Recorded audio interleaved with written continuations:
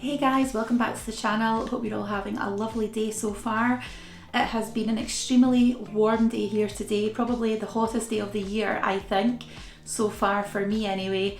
We were on a very long woodland walk earlier on today, and we were there because it was Logan's final sort of day, if you like, at the Squirrels, which is a club that he goes to usually with us during the week. But it was all of the sort of scout groups and all of the squirrels and, you know, all of these different groups of lovely children who were all meeting up to have a lovely camping session. So the older children were staying overnight, and so we were able to participate in some of the younger sort of games and things that Logan would be able to do. But we walked a lot, and usually by this time of the night I've still got a lot of steps to do, but I've actually done all of my steps already.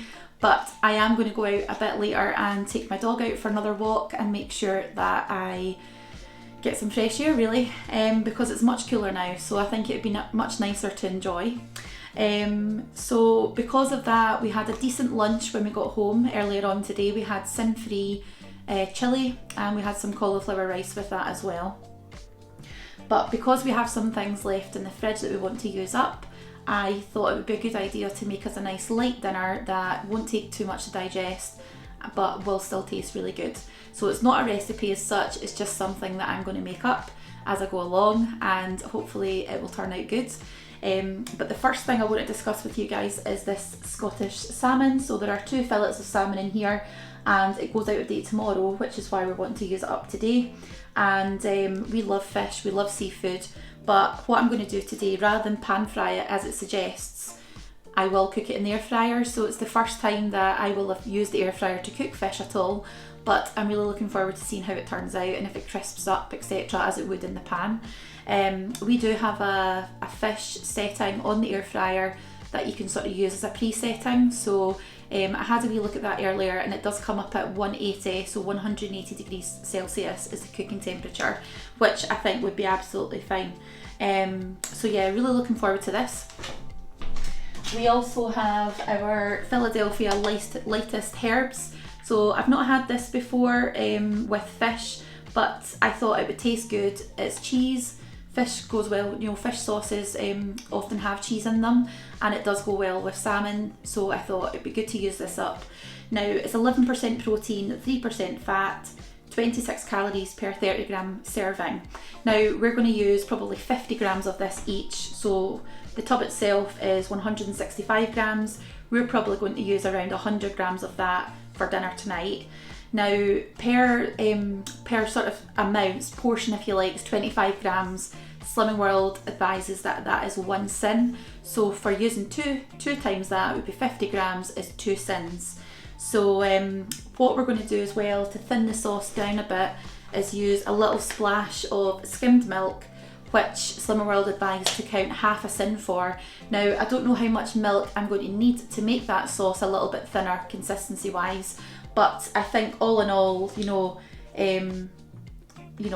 Syns for the cheese sauce, if you like, and then a little bit of milk on top, probably is going to equate to maybe three Syns. Thinking maybe 2 splashes per portion, and hopefully it won't thin it down too much, but it'll still taste good. So that's the plan. And we also managed to pick these up in Tesco's. Now, these were on club card prices. I can't remember how much they were, but I'm sure they were under 80 pence anyway, I'm sure of it. But these are Jersey Royals. So we have this little bag of potatoes here. It's a 450 gram bag, and on the back of the packaging it does advise that a portion is 150 grams. So that is what we're going to have. So again, as I've said in previous videos, weighing out stuff like potatoes, rice, pasta, couscous, etc., I'll always do that just to make sure that I'm not overeating. And carbs for me is definitely a trigger point, I think, for most people. But I think the more carbs you eat, the more you want. And if you don't burn those carbs off, then that's when you do start to sort of feel a little bit more lethargic, and again, not going too much into it, but it can affect your weight loss as well if you are overeating them. So I always like to just err on the side of caution, and to be honest, if that is the portion they're suggesting, then I think that's absolutely fine. Again, as I said, we're wanting a bit of a lighter dinner just because we've had quite a busy day and it's a bit later now. So 150 grams would be perfect. Also have some frozen broccoli florets as well. So to be honest, we're probably going to use up the rest of this bag. We've used about half of it already. I did pick this up in the Food Warehouse. It does have Iceland on it, but obviously Iceland and Food Warehouse is the same company. So yeah, this broccoli florets, if I can speak properly, really, really tasty. They were decent sizes of broccoli as well. Sometimes I feel when you get frozen broccoli, you sometimes get like a big block of it, and it's very difficult to break it all up if you're not wanting to use it all. So yeah, there was a good amount of varied sizes in there, and they were all like individually frozen in bits. They weren't like big blocks. So yeah, I'll show you that quickly there. So we had loads of these, and they tasted really good. And we've also got some marrow fat peas. So the plan is to stir probably half of these into the cheesy sauce, and we'll keep the other half for another day. But yeah, just to sort of make it a little bit more sort of traditional with the peas and the fish and the sort of sauce as well, we thought that we could use up some of these. Again, we had them in the cupboard. And we also have some mini corn on the cob. Now, we'll probably have one of these each, and then it means that we've got 2 left over.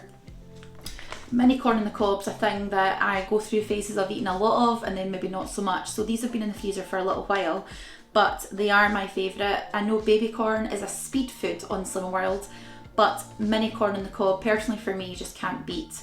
So these are not a speed food, these are free food, but they are still just as delicious, and they work out at 34 calories per mini corn on the cob, which is actually less than I thought it would be.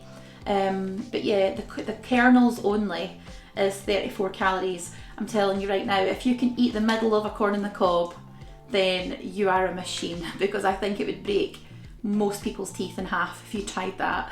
You know, it's obviously like a core, isn't it? It's very, very tough and fibrous, so I wouldn't want to be trying that anyway. But clearly people must have tried it at some point, and that's why they've had to put on the nutritional information in that way. So yeah, obviously there's not very much for you guys to see. I am just going to be boiling some vegetables and popping the fish into the air fryer, but what I will do is show you the consistency of the sauce once I've made it up, and once I've added in the milk to make it the right sort of consistency for what we need and want. And I can show you that, and I'll let you know how much milk I added in as well, so that if you are wanting to try something similar, you can sort of estimate the sins.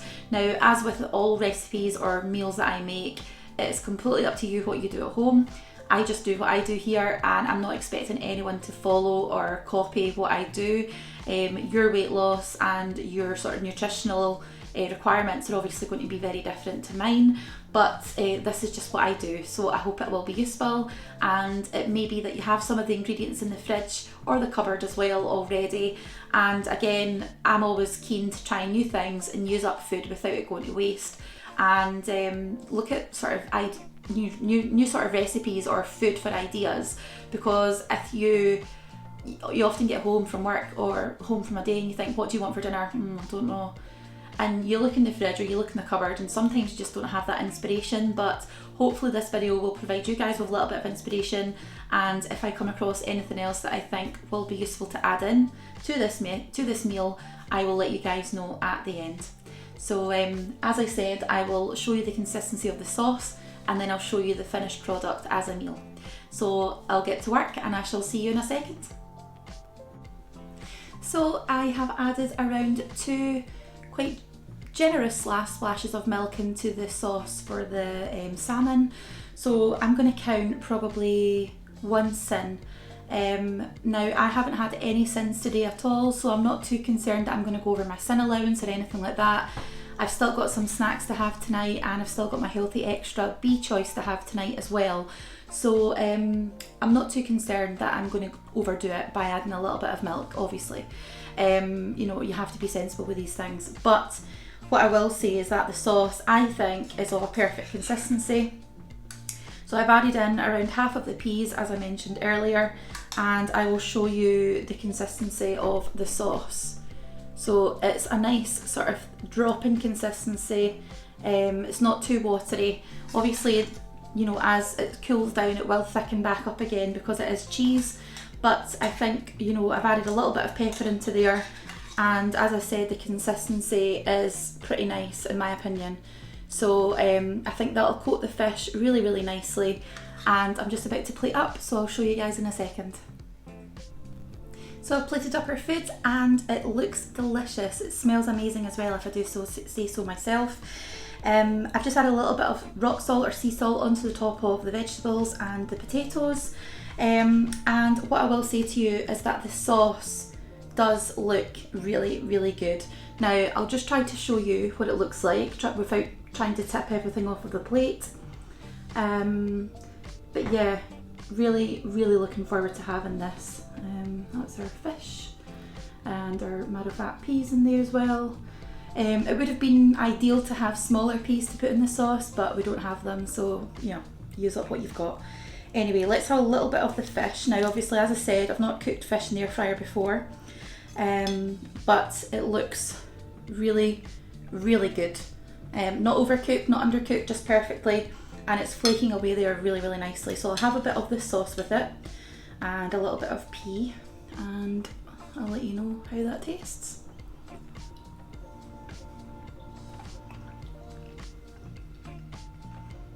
Very good. Delicious. I'll just have a little bit of the sauce on its own.